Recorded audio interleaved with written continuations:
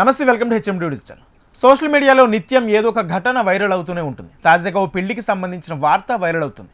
పెళ్లి వార్త వైరల్ కావడం ఏంటో అనుకుంటున్నారా? లేదా అందరూ పెళ్లిళ్ళు చేసుకుంటారుగా అని ఆశ్చర్యపోతున్నారా? అందరూ పెళ్లిళ్ళు చేసుకుంటారు, నిజమే. కానీ ఈ పెళ్లి మాత్రం చాలా డిఫరెంట్. ఇక్కడ పెళ్లి కొడుకు వయసు 23 ఏళ్ళు, పెళ్లి కూతురు వయసు మాత్రం 91 ఏళ్ళు. ఇద్దరు నడుమ సుమారుగా 68 ఏళ్ల ఏజ్ గ్యాప్ ఉంది. అంతేకాదు, హనీమూన్ ట్రిప్లో పెళ్లి కుమార్తె చనిపోయింది.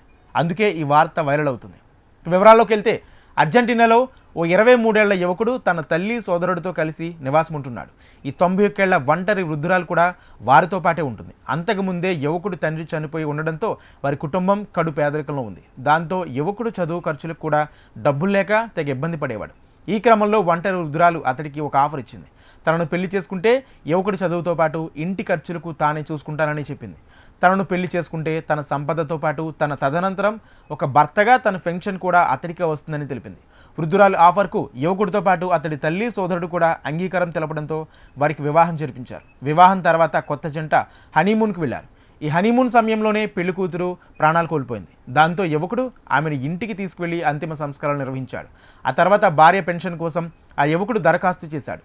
విచారణకు వచ్చిన అధికారులు యువకుడే తన భార్యను హత్య చేసి ఉంటాడని అనుమానించారు. అతడిపై పోలీసులకు ఫిర్యాదు చేశారు. పోలీసులు యువకుడిపై కేసు నమోదు చేసి జైలుకు పంపేందుకు ప్రయత్నించారు. కానీ ఆ యువకుడు న్యాయ పోరాటం చేసి తాను హంతకుడిని కాదని నిరూపించారు. ఆమెది సహజ మరణమేనని రుజువు చేశారు. దాంతో జైలుకు వెళ్లే ప్రమాదం నుంచి త్రుట్లో తప్పించుకున్నాడు. అయితే మృతురాలి పెన్షన్ డబ్బులు ఇచ్చేందుకు మాత్రం అధికారులు నిరాకరించారు.